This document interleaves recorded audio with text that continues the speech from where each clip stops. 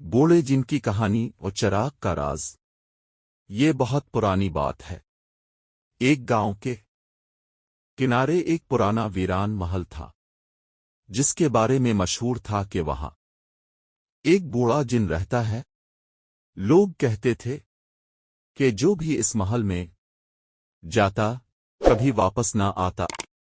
گاؤں کے نوجوان اس کہانی کو بس ایک افسانہ سمجھتے تھے، مگر ایک دن علی نام کا بہادر لڑکا سچائی جاننے کے لیے محل میں جانے کا فیصلہ کر بیٹھا۔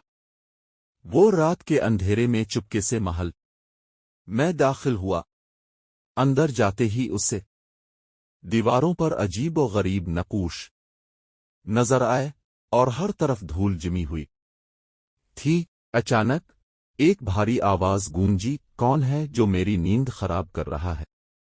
علی نے گھبرا کر پیچھے دیکھا تو سامنے ایک لمبا سفید داڑھی والا جھریوں بھرا چہرہ لیے بوڑھا جن کھڑا تھا۔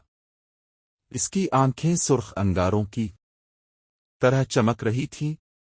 علی نے ہمت کر کے کہا، میں صرف یہ جاننا چاہتا ہوں کہ سب لوگ تم سے اتنا کیوں ڈرتے ہیں؟ بوڑھے جن نے ایک گہری سانس لی اور کہا، صدیوں پہلے میں ایک انسان تھا۔ ایک ظالم جادوگر نے مجھے اس محل میں قید کر دیا اور مجھے جن میں تبدیل کر دیا۔ جب تک کوئی میرے طلسمی چراغ کو توڑ نہ دے، میں آزاد نہیں ہو سکتا۔ علی کو محل کے کونے میں ایک پرانا چراغ پڑا نظر آیا۔ جیسے ہی اس نے چراغ کو توڑا، ایک زوردار دھماکہ ہوا اور بوڑھے جن کی آنکھوں میں آنسو آ گئے۔ اس کی جھریاں غائب ہونے لگیں اور وہ دوبارہ ایک عام انسان میں بدل گیا۔